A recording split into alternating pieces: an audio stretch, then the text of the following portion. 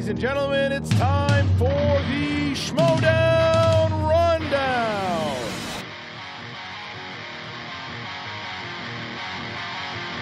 Introducing first, Frankie Stats Janish.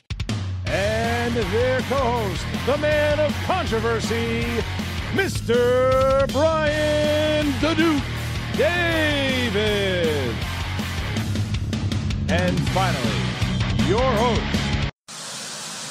Okay, Schmoedown Rundown, you have the privilege, the honor of being joined by the next great thing in the Schmoedown. I want to introduce the next champion of the league and the greatest rundown host you will ever have the pleasure and the honor of listening to. Ladies and gentlemen, Miss Movies, Brianne Chandler.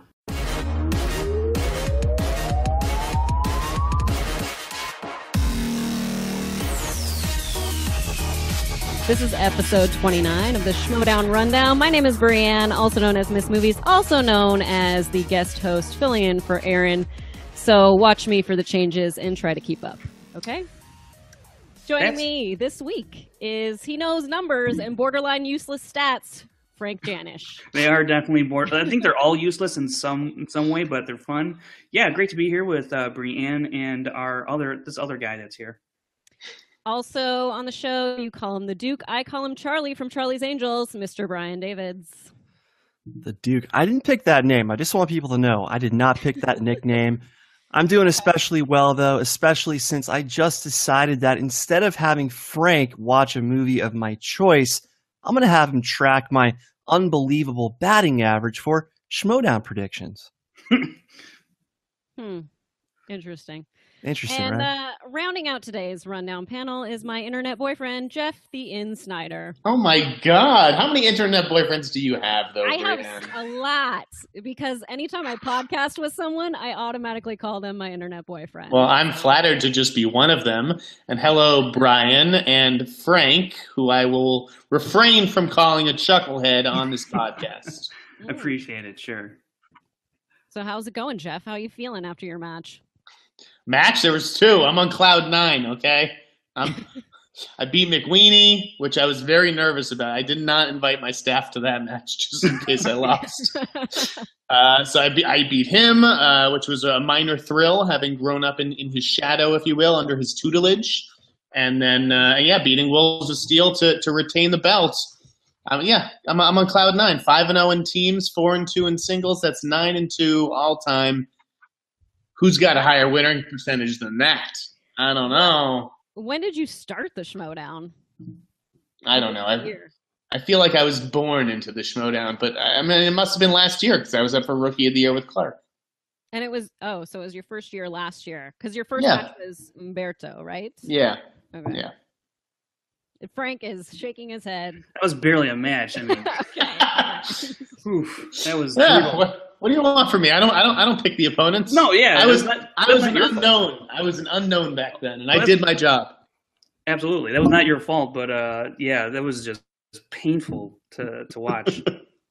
So if this is your first time listening to the Schmoedown Rundown, here's kind of how it goes. We go over some news, then we break down the 2 matches of the week and preview the matches coming up next week, and then tie it up in a nice little bow and say, see you later. Kind of like that? Is that how that goes? Yeah, that sounds pretty good. All right, great. I don't know if you guys explain it ever, but that's how you explain it. Hey, it's your show this week. So it's my show. That's right. Whatever you want to do. Changing it up. You're the boss. Let's get into some Schmoedown news for this week.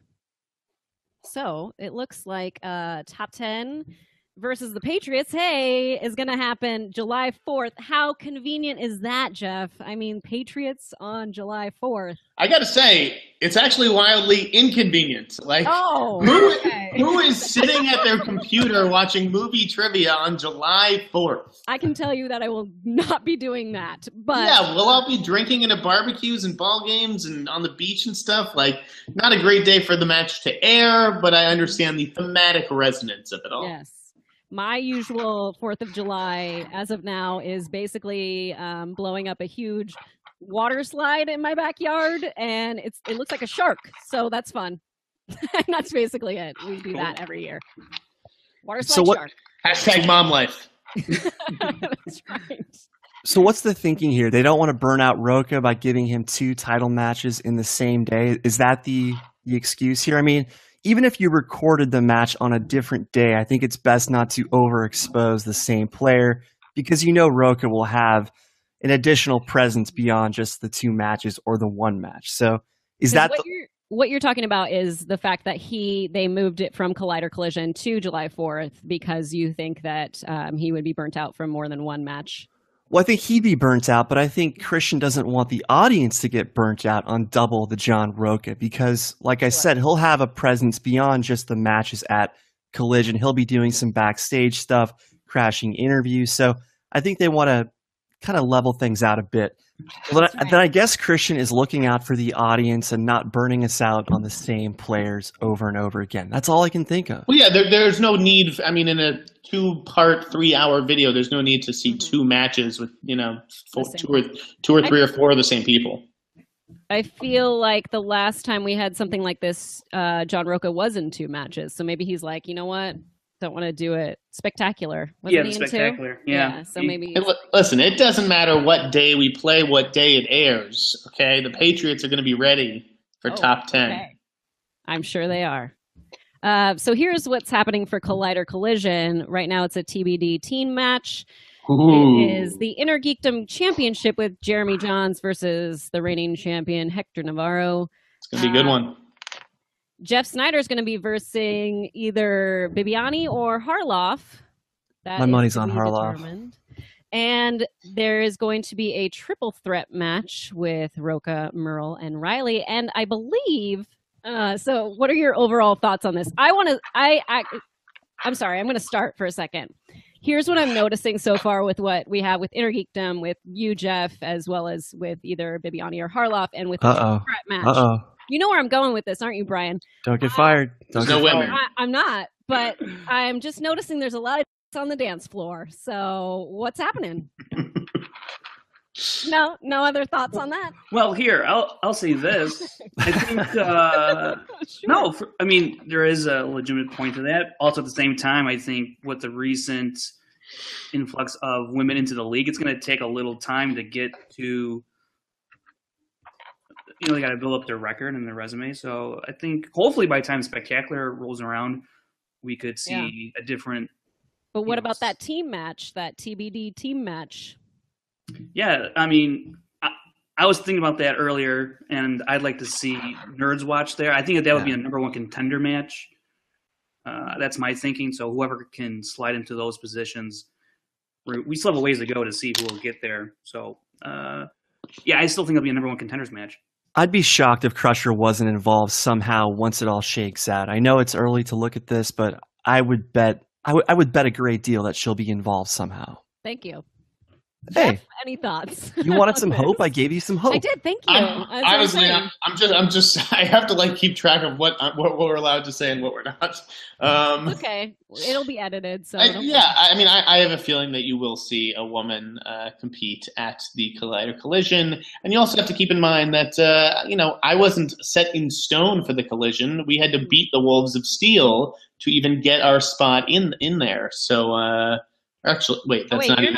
No, you're not. See, I'm all confused. I don't know. That was the case previously. It's like I thought I was at the Collision. What's happening? You know what? It's Friday. But wait, okay. This is what I want to talk to you guys about. Who do you think is going to win the Bibiani Harloff match? Harloff, easy. I don't know if it's easy, but I've been thinking Harloff for a couple weeks now. I am hoping that Bibiani wins because that kid has got a big mouth on him. And he's trash talking my partner JT, who beat him. So I want a piece of Bibiani. I feel like you just want him because he's in the other faction, and it's like. Well, it all makes sense. It would be a great match. I have always wanted to play Christian since I started the league, but I would rather play the Schmoes in a tag team than him 1-on-1. So hopefully it's Bibiani, but I don't know. All right. Well, let's close it up on the Collision talk, and let's talk about Team Action versus Late to the Party. Tough draw for Late to the Party, coming out to California and having to take on Team Action. Yeah. That is pretty tough. It's so much different when you are watching from your house, mainly because the biggest difference is that the questions pop up for you so you can read it and comprehend it. And I am a visual learner, so that's the easiest way for me to like take in a question and understand it. But when you're there and you're just hearing it and you're not seeing the words, it's a lot harder. That's a great point. That's more of the challenge for me than it is actually getting the correct answer, because there's plenty of times where I have overthought the question because I was not correct. Or there's a clue when you're looking at the question on the screen. There could be a clue. Right. Jeff and Brianne, let me ask you, you're both competitors. Would you prefer to see the question when you're actually playing, if it was up to you? And what does the majority of the league want in this case? Do they want to see the question on a screen if they had the choice? I think I can speak for the entire league when I say yes, they would like to see it, but I also think I speak for Christian and the rest of the organizers when I say it's just not feasible at this point in time. Right. So wishful thinking. Yeah, you got to make do with what you got. It's true. I mean, I would love to see it just because, again, as a visual learner myself, it's so much easier to take in the question and understand it. Then you get rid of things like the JTE rule. Who wouldn't want to see the question? Like, I know. It's just, it's one more helpful thing. Mm-hmm. Exactly. Brianne, it's the Josh McCougar rule. Thanks. Okay. Sure. What is the Josh McCougar rule? Real quick, though, rules. Getting back to the team action late at the party matchup, I know I don't know personally, but it's different under the lights, as a lot of people have said. I think one thing that late at the party can kind of hang their hat on is that they've actually been to the studio, so they're a little familiar with the surroundings, so maybe it doesn't affect them as much, although I kind of doubt that. I think it's still when you're up there, there's probably nothing like it than being behind the camera in the studio. Yeah. But given Team Action's recent performance against Wolves of Steel, and even in their debut match, that's going to be really, really tough. And I think they'll probably be slightly intimidated by them, I would imagine. Mm-hmm. And, I think it's going to be Robert and Vanessa. I'm not sure who's competing on the team. I think it's the two of them. They have so much pressure on their shoulders because they're really standing in for all the fans. Like, the hundreds of thousands of people or whatever. I've seen their reaction videos, and it's clear that they do know their stuff. So I think that they could give Team Action a run for their money. But as you said, when you haven't been under the lights or in that hot seat, it's completely different. Because it's not just – the other part is it's not just a trivia show. You're putting on a performance as well, and I think that part gets lost on people too. So there's that other part of it. At least they got a good opponent, though. I mean, a lot of times the fan representatives would get kind of a lousy team, and so I think it's a sign of respect. Hold on a second. When you say lousy team, I want to know what you're thinking there. Well, they could be paired up against tough beats, so I think it's a sign of respect that they're facing a good team like Team Action. So you'd hate to come all this way to play Kale Anonymous and I don't know, Kale Anonymous. Shots fired. Why not just a fan team versus a fan team? Well, progress can only happen so much at once. So eventually the rundown will take them out. Right. That will not be me. That would be Brian and Aaron. Interesting. I just want to know what you would dress up as. Voice box and a mask. Voice box and a mask. I could just go out and just mouth all your words. You could be off stage with a microphone. And I could just mouth all your words. I've got a plan. Trust me. Okay. All right. Very good. Other news, not really sure anything else is very interesting, but Christian did a Facebook Live Q&A, and on that we learned that Rachel Cushing will be facing Nick Scarpino instead of facing Chris Hartwell. So let's just talk about that for a moment. I think that's more appropriate. I think it's best that she plays someone who's got some experience, who has shown a little bit of something. The hardest still has a ways to go as far as his Schmoedown ability. So I like that the Crusher was given an upgrade as far as I'm concerned. I'm a big fan of Rachel. I think she has the stuff. So I don't really think it matters whether she's taken on Hartwell or the producer seducer. I think she's got this. It's the producer / seducer. I can't keep track. He's not seducing me. Which internet boyfriend of this is yours? Which number? Actually, Nick Scarpino is my internet husband. Sorry, sorry, everyone. I'd rather be the boyfriend. Good times. I mean, I am kind of like his LA agent who sets up all his appointments when he's down here. So yeah, that's how that works.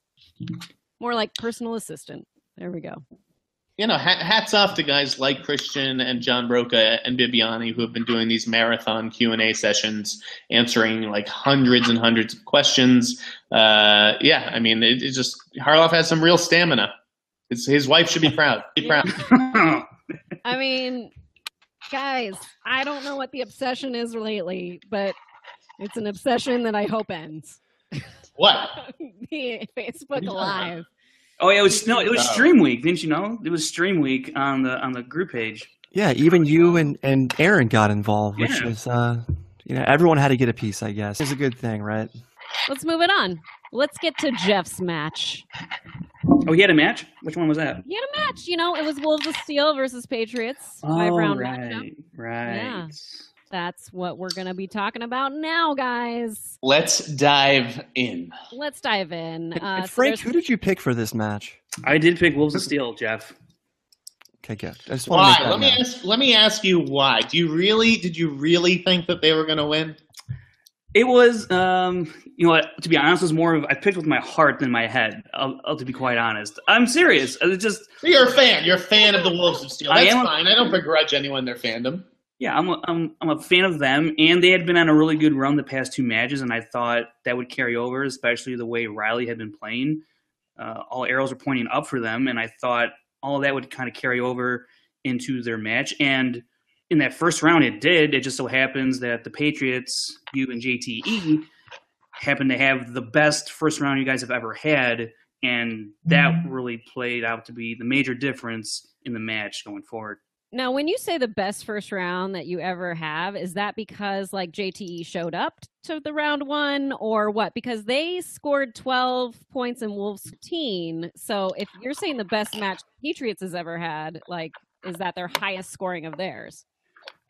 Just strictly speaking of the first round, they're generally around the 50% mark as a team. And right now in this match, they were 75% as a team. So they were definitely performing a lot better than they had their previous four matches in the first round. Honestly, I thought JT was amazing in this match, and yet he let me down in the first round. And I think one of the announcers even pointed it out. So we both got that Emperor's New Groove question wrong, but then he messed up. He did Mary Shelley instead of Mary Riley. Yeah. Come on, bro. And then he didn't know the Corey Hawkins thing. I was the only person who knew the Corey Hawkins thing. When in doubt, go Corey Hawkins. I didn't think that was very hard. So I would have liked to have seen JT at least get one of those two. Because he did. We were in a hole that we had to climb out of in that first round. But credit to the Wolves. They were really, really good.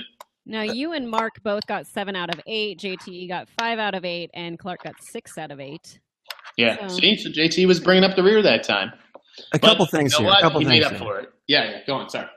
I'm a fan of both these teams, and I still knew the Patriots would win, so I just want to follow up Frank's point on that. And Jeff, when you said, Harloff, let's get a challenge, I fully expected him to spite you and dock you a challenge even though you got the question right. So did that ever cross your mind in hindsight? Why? Because I said the word challenge. You sound like one of these people on Facebook or Twitter or YouTube who are like, he said this. No. I did not think I was going to be. I'm not saying he should have called the challenge. I'm saying, did it ever cross your mind that Christian might spite you for saying how easy the questions were? I thought you were saying like that he would dock me a challenge because I asked for let's get a challenge. Like, no. Yeah. Did I think he would spite me? I wanted him to spite me. I wanted something harder because I know I'm going to get the harder questions, and I didn't think Wolves would. That's what I'm asking. Were you trying to annoy him to get to that point? Yes, absolutely. When I say I want a challenge, I want a challenge. And by the way, who are these people who use their challenges in this league? Like, I don't even. A challenge is not even. For what did you use a challenge on? I'm curious. We don't need to go over it. Robert Meyer Burnett used one today. There was one used today. What do you It's like you're either wrong or you're right. Actually, you're right. There was one used today, and I thought that was a bad ruling. We can't get into that. Yeah, we can't get into that, but Okay. I disagree with that ruling. Let's go into round 2. The Wolves spun first, and they got horror thriller on their second spin. And they were able to get 5 out of 6 correct. Jeff, you got to steal one of their questions, so good job on that. Difference maker. For your spin, It was. It was.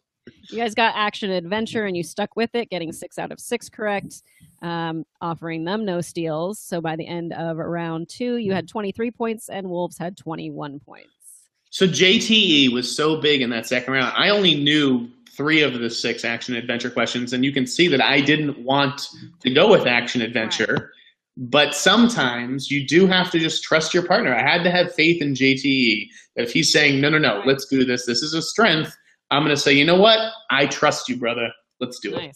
The hard thing is, too, though, it's a strategy to take your first spin because you could spin. Well, you guys didn't have opponent's choice. So you didn't have spinners and opponent's choice on your wheel, which is awesome. But let's talk about that. Frank and Brian, what did you think of our decision to take spinner's choice and opponent's choice off the wheel? I actually thought that was a good move because if they just so happened to land on spinner's choice, well, they went with what they would have chosen. Yeah, well, they got lucky and landed on it, but I think that's 2 pieces on the wheel. Then, if you look at it that way, that would be favorable to them instead of just the 1. So that's how I looked at it. Okay. Brian, did you think we were like wusses for not including those wedges? No, obviously it worked out. I'm not going to fault your strategy when it worked out perfectly. They even got horror thriller and you still beat them. But as we've talked about already, that steal was everything. You turned a 10-point round into an 11-point round. And that was all the difference in the world, that 1 point. I just, well, first of all, it was tough. I always spin first. So when you have the lead heading into round 2, I always choose the option to spin first. Because they took horror thriller off the board, and that's one that you like. Yeah, that's a big strength for me. And I was hoping I would have a few more opportunities to steal, but obviously that is Clark's strength as well. I knew that would come into play. I just think it's kind of BS, and we saw it in a recent taping, Brianne, wink nudge, where there is spinner's choice and opponent's choice on the wheel, and if you land on it, it can just change the whole complexion of the game, and it makes it a little bit too much luck based. Especially if you know that a strength that you either have a super strength or a super weakness. Yeah. So I just didn't. JT and I decided let's just eliminate those and have 2 more categories on the board. I feel like those should also be eliminated for any loser leaves town matches. Because let me ask you guys. It's fair if someone gets opponent's choice and picks for the other person, and it's like, well, you've buried us now. Yeah. There's no way that we're going to come back from this. Right. Let me ask you guys, Jeff. You go, Brian. You go. People yelling during questions happens a lot during your matches. It's First all off, John Roca. It could be Makuga as well, but people should not be charged, or teams should not be charged for repeats because of the audience interference. Is that something you agree with, Jeff? Yeah, I mean, I'm all for heckling, but let me at least hear the question first. Like, I just missed the tail end of that question, and you saw me being like, "What? What the hell?" Of course, it was Roca, and of course, today was a lot quieter in the studio. I felt like with him on assignment. Yeah, I mean, just let me hear things before you start heckling. That's all. It just sets a bad precedent if you lose repeats because John Roca is screaming in the crowd. That's all. I mean, we get heckled more than everybody else. I would say, if that's fair. The other thing, though, who is using all their 3 repeats? Like, you should have. It's like timeouts in a basketball game. You should have a repeat left over at the end in case of emergency. So. True. Yeah, they're good for the final round. Mm-hmm. They are. Real quick, I just want to go back to Wolves of Steel's decision to pass up fantasy sci-fi. Mm-hmm. Yes. Look at I don't have the numbers on Clark Wolf, but for Riley I do. And in his singles competition, he's answering nearly 75% correct, which is better than his horror thriller average of 71% correct. And Sneider, you're right. Horror Thrill is your jam. In your career, you're 11 of 12. So I think had they realized that you are just as equally strong, and if they did happen to miss one, that you had a legitimate shot at snatching one up, which did happen. And I think it would have. I think in this instance, with someone who's also equally skilled in Horror Thrill, they should have stuck with fantasy sci-fi, rode the wave of Riley's recent performances, and I think that's. I mean, because you're not particularly strong in fantasy sci-fi, you're at 62.5%. So, yeah, I mean, listen, I think you're right. I think that's also a case where Riley looked at Wolf after they spun fantasy sci-fi, and she wasn't feeling it, and he was like, I'm going to play to my partner's strengths, and we're going to take another spin. And the spin, whether it paid off or not, who's to say? We don't know. I just think the players themselves in the moment, we don't know what our percentages are in each category. It's sort of a gut thing. So 75%, 71%, what's the difference? They still got how many? 8 points? 1, 2, 3, 4, 6, 7, 8. Yeah. They got 8 points, and we got 11. Do you guys know the opponent's strengths and weaknesses by now? Like, do you even need to look it up at this point? Do you know who's good at what at this point? Well, the hard part is you don't know what's going to be on the wheel until you see it right before your match. So that's all you have to go off of. And if you forget to look at it, then you could be in a situation where you have to quickly assess right if you get opponent's choice. So there's that. I zoned out. I went off on a tangent in my mind. What was the question? Do you guys know at this point who is good at what? I mean, yes. I know the strengths and weaknesses of the people who I need to know the strengths and weaknesses of. I'll put it that way. And the other thing, and I'm just going to put it out there. I don't care if you guys judge me or not. I've taken photos of all the wheel wedges. There's 75 there's a ton, but I know the things that they have wheel wedges for, and I'll study those 75 categories. I mean, and supposedly a dance wedge is coming. A dance wedge. What wedge? A dance wedge. Okay. Then I'll start studying up. All right, you better. Sneider, there's no judging. I think that's a solid strategic move to take a picture of. I don't see why anyone would judge you. I don't know if maybe Christian might confiscate those pictures. I don't know, but I don't know if he could. There are other photos on my phone that Christian would be confiscating. All right, well, let's get into round 3, shall we? The betting round. You guys spun crime. You got a quote from it. The Patriots bet 2 points. And I was ready to bet 3. Oh, good. JTE saved me. The Wolves bet 1 point. Both of you lost your points because you couldn't get the quote, which was a hard quote, man. Maybe I just don't know that. I mean, I like True Romance, but I just don't know it that well. So. Here's the thing. It's one of my favorite movies. I've seen True Romance 100 times. It's written by Tarantino, so I definitely should have known this. I just blanked. It's not one of the go-to lines in my head. I think there's a lot of lines in True Romance that are more quotable than that. And again, JTE said True Romance with 1 second left on the clock. And I just was at that point, I was we don't have it. So I had written down Die Hard. I never would have had the time to write True Romance before the clock expired. But when I turned around Die Hard, he was like, what the hell? I said True Romance. So I would have felt really shitty. I would have felt really shitty if I had lost that. If we had lost the game, it would have been because of me on that.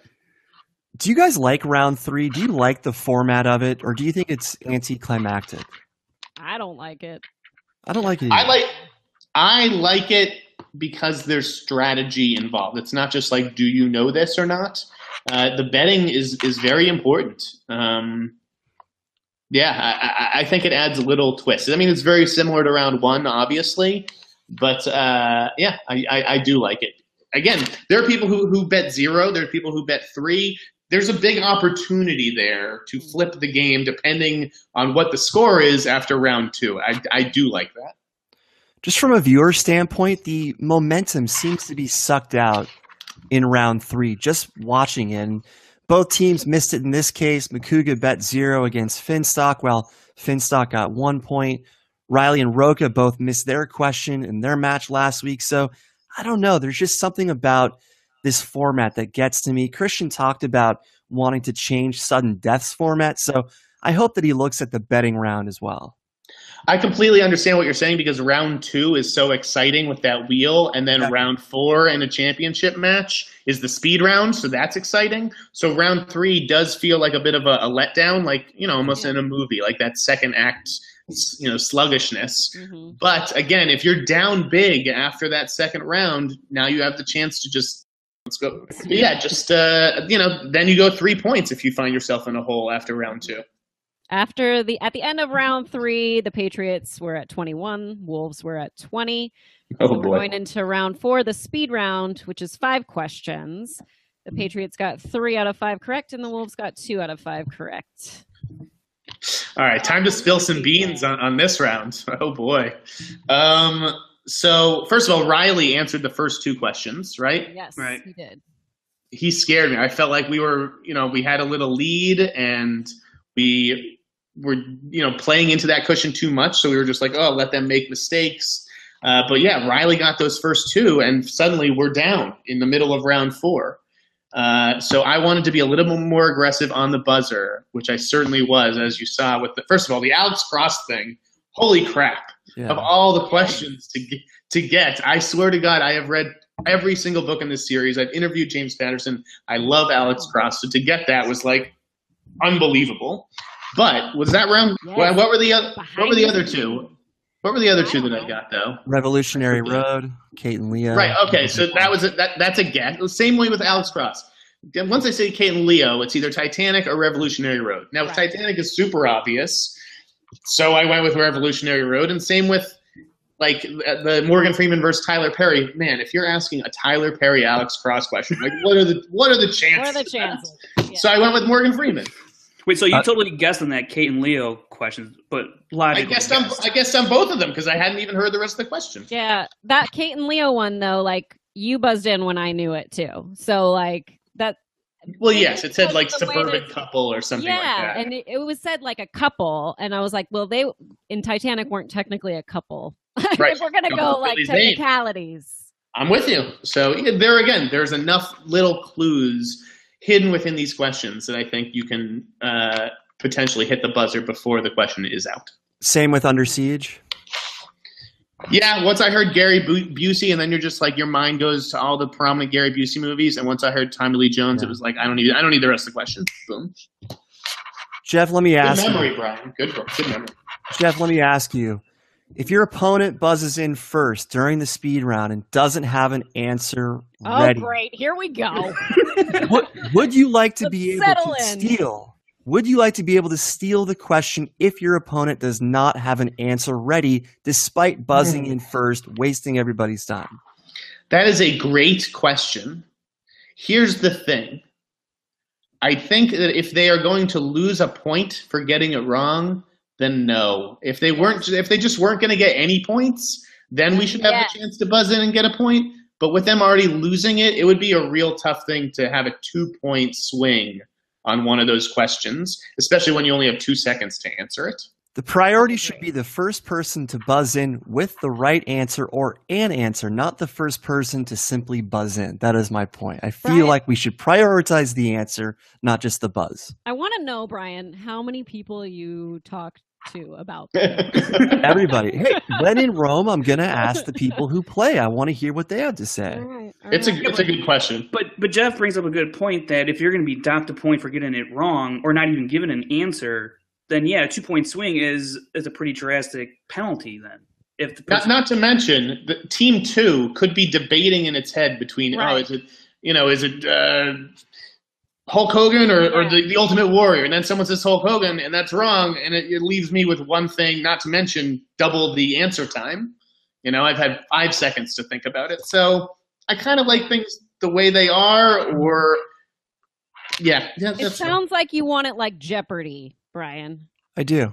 Absolutely. Okay. All right. I want to promote getting the answer right, not just buzzing in first. Anyone can buzz in first. I want the first person with the answer to buzz in first. But that's the danger. What if you're just focused on buzzing in and then you don't know the answer? Like, well, then you've cost your team a point, and you shouldn't. You learn your lesson not to buzz in early next time.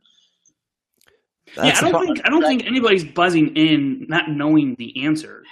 I don't think we've seen that I can remember. Yeah. It happens a lot. People buzz in without having any answer. I mean, saying like not saying I don't care. I'm buzzing in whether I know this or not. A lot of people do. They want to get ahead. That. They're hoping that in that split second or two, that the answer will come to mind based on what they've heard to that point. Okay. And even once you hit that buzzer, I feel like you're still getting the clue, like a word or two or a syllable or two out. Because the guys, Christian and Mark, they can't stop as soon as they see the buzzer. I don't know. I kind of like it the way that it is, I suppose. Let's move on to round 5. So at the end of round 4, the Patriots were up 24 and the Wolves had 22. Correct. So round 5, we have our standard round 5 where you pick 3 numbers. The Wolves, they missed their 2-pointer, which was a crime question. They hit their 3-pointer, which then sent it back to you guys, where you got a 2-pointer for horror thriller, which as soon as that came out, I was like, I know who's taking this one and who's getting it correct. And you guys hit that, and then it went back to the Wolves with their drama question that they were unable to answer. Their drama question that was really a sci-fi question. It can go through many different genres. It's in the Venn diagram. Drama can be pretty much anything. Yeah. You're right. I don't know that I necessarily would have gone with that one. I think it was really. I've only seen Snowpiercer once. There's a whole big ensemble. Everybody's filthy. You can barely recognize anybody. I don't know. I don't know if I would have gotten that one. I'll be completely honest. But I did think there was a lot of talk about that. You think JT? Yeah, I think he would have gotten it. I think he would have actually. I agree. I think he said he did know it. Yeah. You ever notice that Brad Pitt just eats in every film? That's all he does. Yes. Especially in Ocean's 11, he eats every sing. Everything. All right, let's close it up then. So you guys win, yay! And now we have our post-match interview. Well, hold on a second. I've got a follow-up point to make here. Yes, sure. you do. The Patriots. Can you give that point in less than 30 seconds? Go. I can. The Patriots won the match, and they instantly showed sportsmanship because sportsmanship does not compromise character status. They acted like the biggest heels on the block in the post interview. So let's stop making excuses for those who don't shake their opponent's hands. Oh. I like Clark and Riley. That's why I shook their hands. If it was there's been some bad blood, like with Roker or something, maybe we just would have stormed off. But yeah, you had to, and it was a hard fought match by Wolves of Steel. So we felt like we had to give it up to them. See, plus, she's a lady. Clark's a lady. You can't do that. I mean, previously people were saying, "Oh, Roka's a heel. He doesn't have to shake hands," and yet you can still be a heel and show some sportsmanship. So that is a completely nonsense excuse. Roka even shook Ellis's hand at Ultimate Schmoedown, and he still went crazy in the post interview. That's what the post interviews are for. After you show sportsmanship, you go nuts there. So, Congratulations, you're still heels despite shaking hands.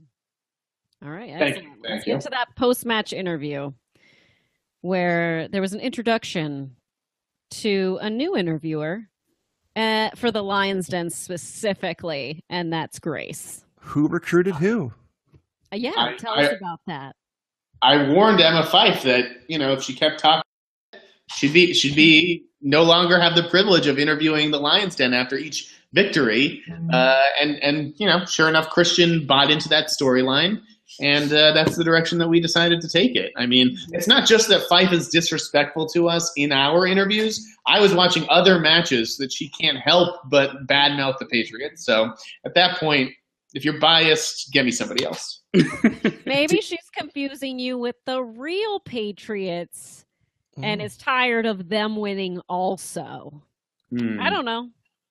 So did you guys reach out to Grace? But I think Grace, honestly, she plays like a natural heel. She's an actress in real life. She kind of has that like vampiness, that quality, and I thought she was great. I loved what she did with it and how she just like forced Emma out of the frame ever so slightly. It's very Mean Girls kind of vibe going on there. Yes, she's a George. Yeah. And it interjects.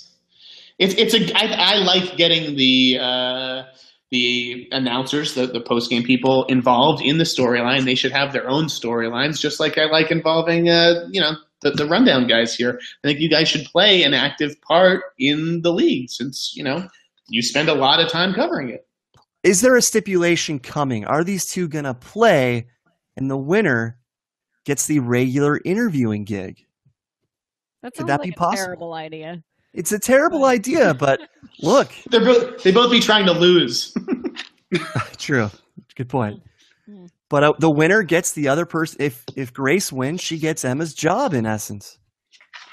Why do we need to have them do trivia, though, is my question. Because, I'm not for blurring the lines of your roles.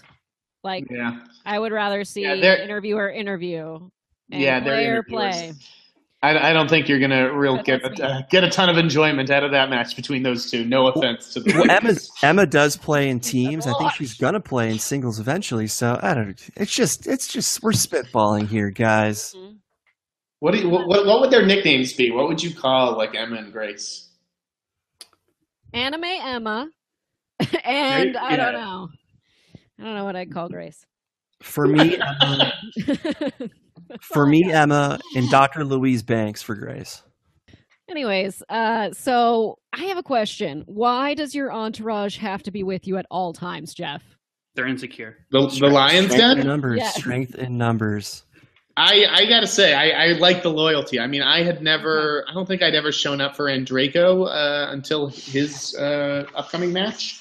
But yeah, I wanted to be there for the guy. He's always there in our corner, and I don't know. You feel the unity. You feel there's real bonds there. So when Dan Murrell used the excuse that the Den wasn't there for him during his match, I don't think they ever want to let that excuse take place ever again. So that's my reason. Dan was right. We weren't there for him. Maybe we failed him, but in the end, he's a loser, right? I believe it's bottom line. The bottom line. But ever since then, they have never been without each other. They've always been there for each other. We're like the Three Musketeers, I guess, or I don't know. What would you call Tom? Oh God, there's so many things what should we be? Call Tom, but the Fab Four. The Fab Four. I love it. There should be 5. That's the whole point. We need a 4th member of the Den. I thought it, a little exclusive for listeners. I thought it could have been Robert Meyer Burnett. We needed a strong InnerGeekDom player. He was definitely on our radar as a possible recruit. But today's loss to Jeremy Jahns could be a setback for R&B. For us, only a champion. Listen, we like winners. We're front runners, okay? All we right. can't have anybody disgracing the name of the Den. So you're going to try and poach Robert Meyer Burnett out of the Four Horsemen? No. I'm saying that was a potential plan, depending on the outcome of this match. But now it could all be in flux. Who knows? We may have our eye on somebody else already. Wow. Stay tuned, everyone. It's Josh be McCool? Lots of drama. Whoever it is, it's going to be another guy. That's all I'm going to say. All right. So. Oh, I don't know about that. It's not the Lioness Den. So. Brianne, we may be coming for you. Watch your back. You're not. Are you guys sure? I was just going to say, Jeff, before you rudely interrupted me, thank you so much for being on the show. Where can everyone find you? Thank you guys for having me, because I did insist my way on here on a Friday night, no less. I had to get some stuff off my chest. And wait, I have to get a closing line in here, Brianne. All right, fine. Right? It's all the fans out there. Yeah. Like, we have been so wildly underrated. Who wants to root for these boring faces and these heroes? The Patriots are the most entertaining team in the league. Say whatever you want about top 10. There's no way Matt Nose is going to touch me and JTE in terms of comedy or entertainment value. Plus, we've got Tom. Plus, we dominate. We're 5-0. What more do we have to do to convince the league that we're better than top 10? I can't wait to show them all again. I don't know who is underestimating you, because I believe on episode 27 of the Rundown, I was talking about how good you are. You were. Thank you for having my back. I'm just talking to the general fans out there. Anyways, You can find me on Twitter and Instagram at @TheInSneider, and I am the editor-in-chief of the Tracking Board. Please go to tracking-board.com. I'm dropping all kinds of scoops, and you don't even want to know what I'm working on for next week. Well, we Jeff, do. Jeff, contrary to popular opinion, Ansel Yes. Elgort was not brilliant in the Carrier remake. I just wanted to get that out there. Oh my goodness! No, he wasn't. Did Simon say that? Indeed. Simon's got some crazy opinions. I'll just leave it at that. I love that show. Thank you for watching. We All do right. appreciate it. Thanks All right, for guys, joining enjoy us. the rest of your Friday night. Everybody listening, have a great weekend, and you will see me again on July 4th. All right, now up next, we are going to be talking about Jahns versus Burnett. But first, Brian has something to say, and he's going to take 10 seconds to say it. So here we go. Well, we've talked about Mark Riley before, and I'm having a really tough time figuring out who is the real Mark Riley. Is he the free-for-all performance Mark Riley? Is he the ETC Mark Riley? Is he the Roca performance Mark Riley? Mm-hmm. It's just hard to pick this guy in big matches.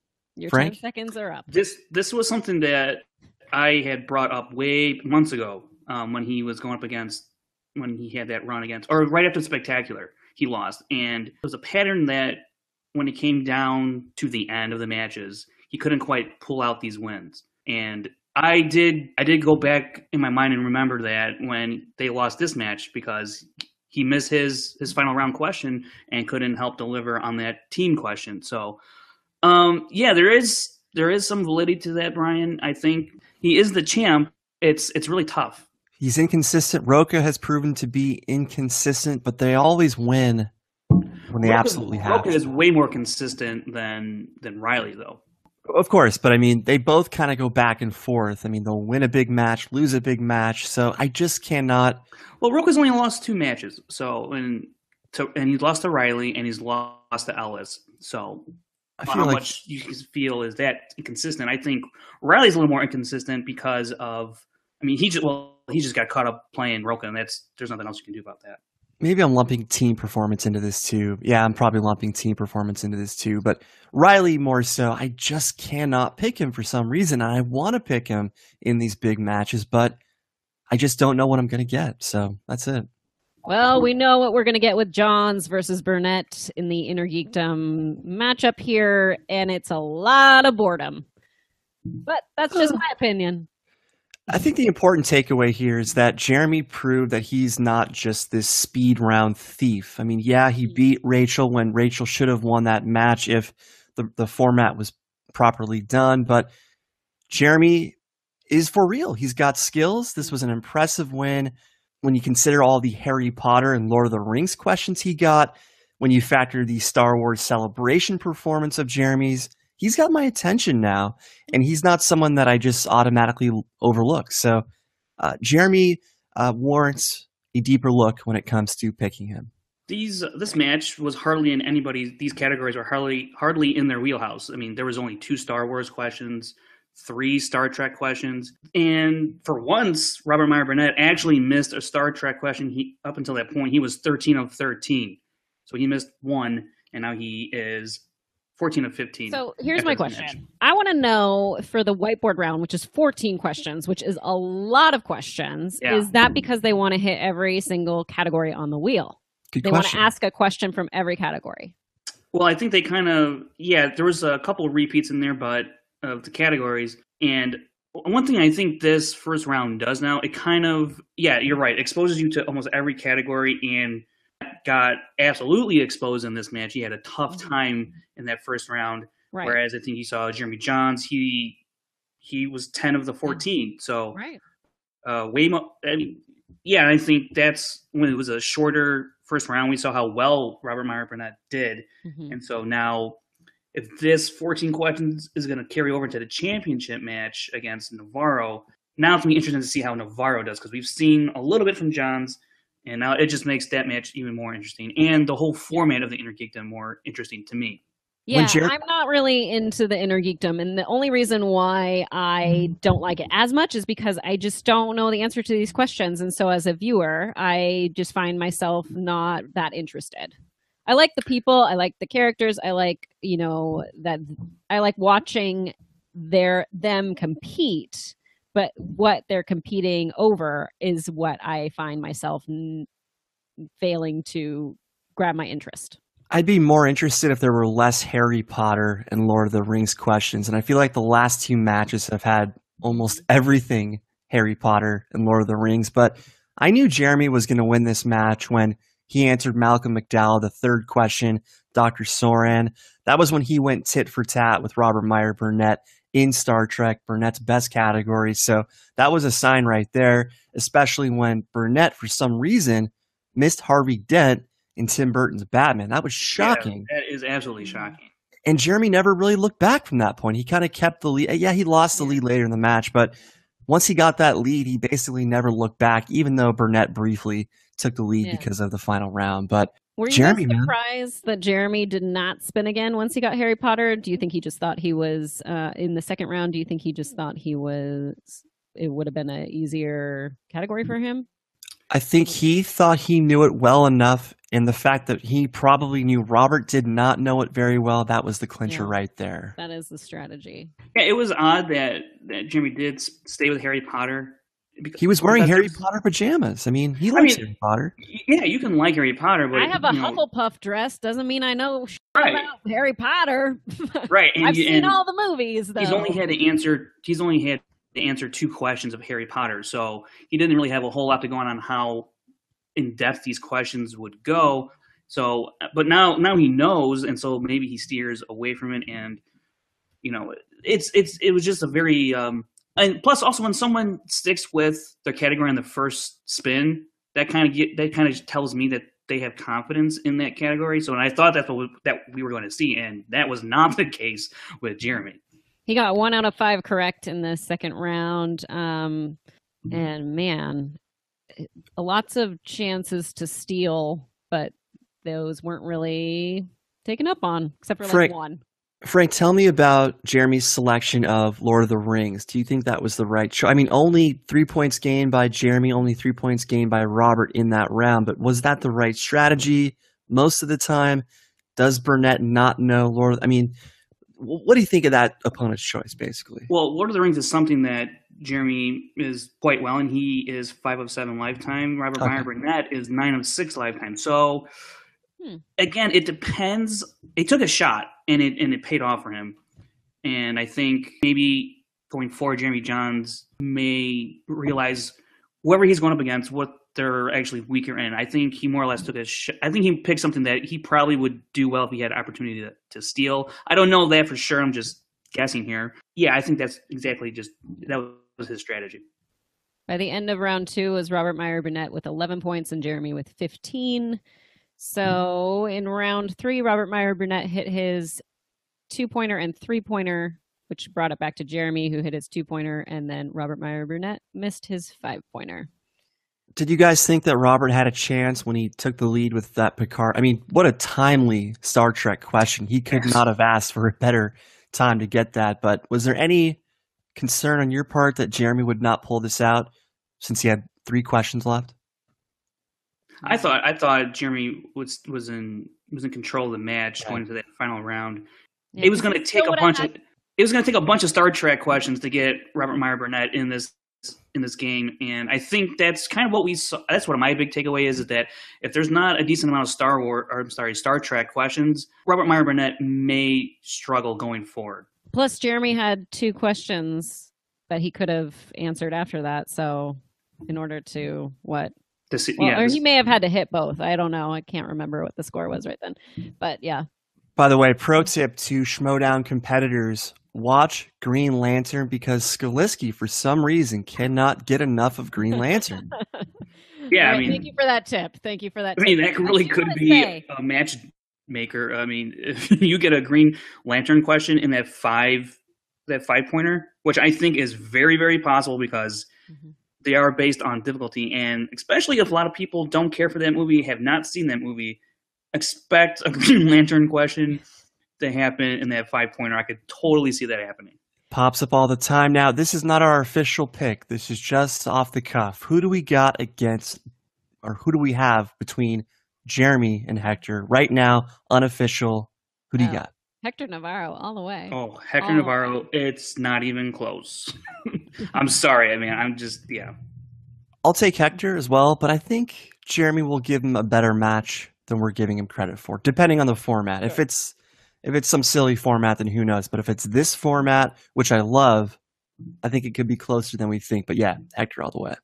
I do want to say there have been a fair amount of matches that I've seen. And for the wheel round, there have been a lot of repeat spins. And I'm like, guys, why don't you listen to the rundown and move it one category over? And then you will finally not get the same thing. Brianne, I love when you take my suggestions and want to apply them. Thank you. You're welcome.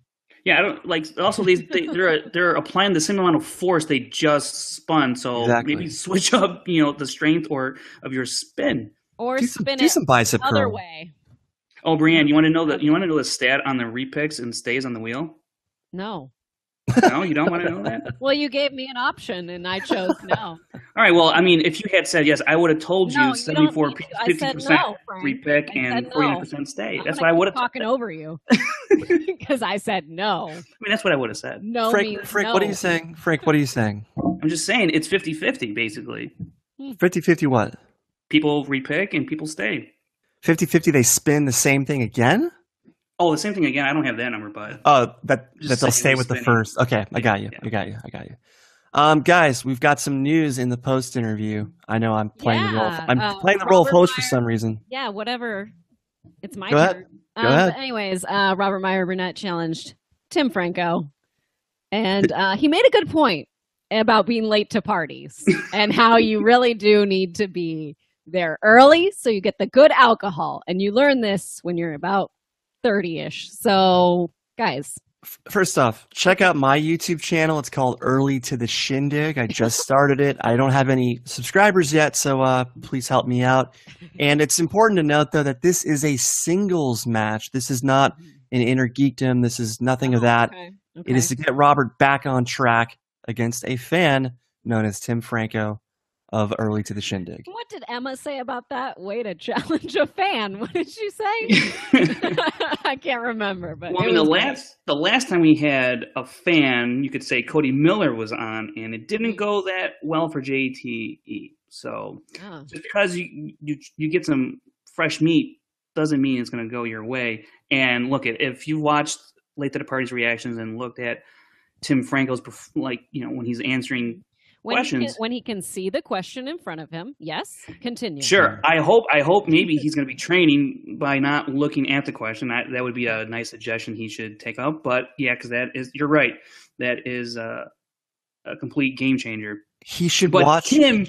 Sorry, he should do his reaction videos blindfolded so that he can answer just hearing the question. Go, Brian. A little outlaw training, yeah. Yeah, exactly. But Tim, he's good. He's good, and yeah, you're right. He's watching. He can see the question, but he still knows the answer. So, I would not be surprised at all if Tim won. Guys, yes. A couple things here.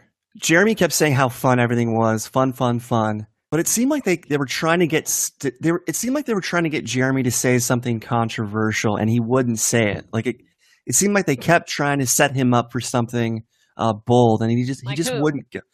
I don't know. They kept wanting him to trying to set him up. Who's who? No, the interview, whomever is standing behind the interview, telling the interviewer to ask certain questions.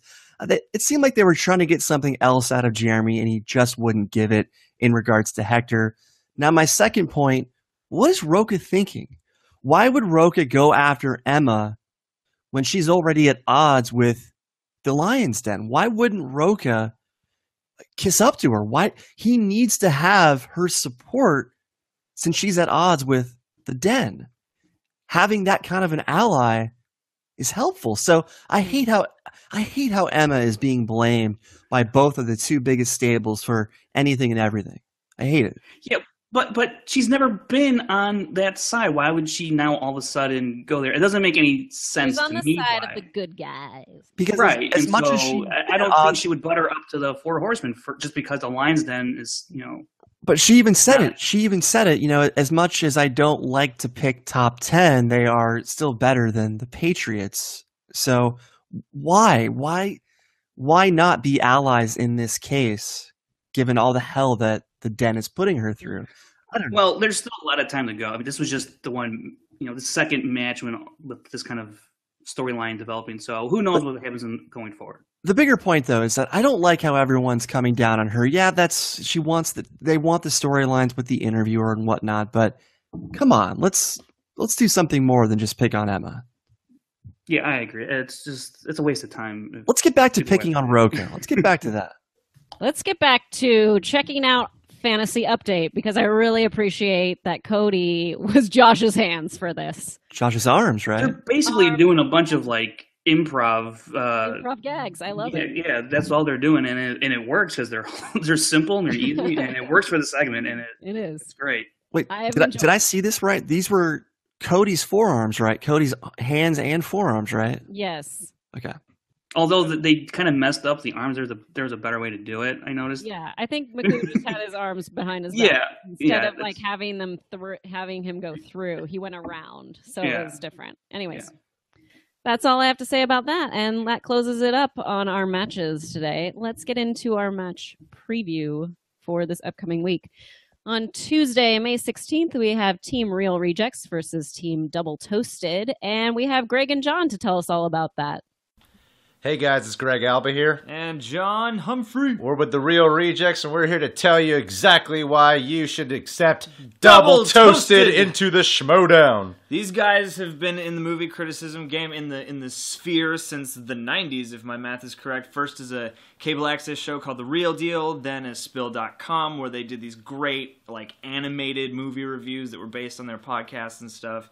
And now as Double Toasted. I mean, these guys have been doing it for over 20 years, and they have a whole bunch of movie knowledge. I mean, if you're into like the movie critics online, they were probably the most OG versions you could think of. So when you want to talk about people who know movies that you want to see in the Schmoedown, people you know that would be tough competitors, people that really know their film, Double Toasted is the best at A, they talk smack on film and people very well, and B, they just know their film overall incredibly well. Yeah, they got a great vibe, you know, they're fun to hang out with, like they got a good sense of humor, but they also know a lot about movies. And they're from out of state. How cool is it to get an out-of-state team into the league? Yeah, they're one of the most respected people I can think of on the internet right now in terms of movie commentary, and they're also just flat out hilarious. Trust me, they're the team to really look out for, because they'll be making a lot of trips from Texas to California after this Schmoedown premieres. Oh yeah, we love these guys, and y'all are gonna love these guys. Now that you know a little bit more about Double Toasted, how do you feel about this matchup? Sounds like they know a lot. It really does, and that sucks for Team Real Rejects, because I love those guys, man. And have you ever noticed that the older people in this league do a lot better than the younger people? Because I have. Yeah. Aside from Dan Merle, I mean, it's like the old guys. Makes sense. Anyone that's over 40. Okay. Look, it's always difficult to preview matches with new competitors, but the one thing I do know is that it's going to be an entertaining match, as friends of the show, Ryan Wright and Jason Lee, have proven time and time again. However, I'm going to go with Double Toasted, since they didn't travel to the bowels of Burbank just to lose. Yeah, I would have to lean towards Double Toasted as well. I'm going to go Double Toasted, mainly because just judging by that little sound clip that Greg and John gave us and learning about their background, I'm like, these guys have been in film for a long time. And when you've been in film for a long time, you remember a lot of stuff, and that helps you on trivia shows. So there you go. There's another matchup next week, but you guys are going to be previewing that, I believe, sometime soon. You have a special episode coming up. Tell us about that. Yeah, so I think on Wednesday we were going to come out with a special preview episode of the Bibiani Harloff match, where Aaron Turner will be joining us once again. Yes, this guy that just was messaging us, so we decided to let him host. Well, I thought the Beast interview is going to be released on Wednesday, and our preview will be ahead of that, either on Monday or Tuesday. Perhaps I misunderstood. Wow, that's a lot of shows you've got coming out. That's it for this episode. That's it. Thanks for having me. Hey, where can we find you, Frank? I'm on Twitter at FrankieJ29. I also do the weekly recap of the Schmoedown every week. That is on schmoesno.com. And I also started doing reaction videos to the matches, so if you want to check that out. I throw in a bunch of stats that pop up throughout the video. So that's a pinned tweet on my Twitter page. So if you want to watch that, you can go ahead and learn some more about stats. And I guess they mean really nothing to a lot of people or some people. But, if you want to know stats, there you go. Sure. What is your YouTube page? It's just my name. Yeah. Okay. You want to spell that out for us, or FRANKJANISCH? I'm not able to get one of those cool little URLs at the end with like your name because I have like. But we're good. We know how to use the search bar. Yeah, it's on my Twitter. Just follow the link on Twitter or in the Facebook page. Thank you, Brian. Where can we find you? You guys can find more of me on Twitter at BDF331. Check out my TV film podcast at filmschlubspodcast.com. I just uploaded an interview with Jennifer Hutchison. She's a writer for Better Call Saul, one of the best TV writers on the planet. I want to give special thanks to Clint LaJeunesse at Floyd Pinkster and Shane Bowman at HeisenbergChronicles.com for all their help with artwork as usual. You can find me all day, every day on Twitter at Miss Movies. You can check out my website, which is missmovies.net, or my YouTube channel, youtube.com/missmovies. There's like a theme there. And follow the show at SD Rundown. So until next week, it is the Schmoedown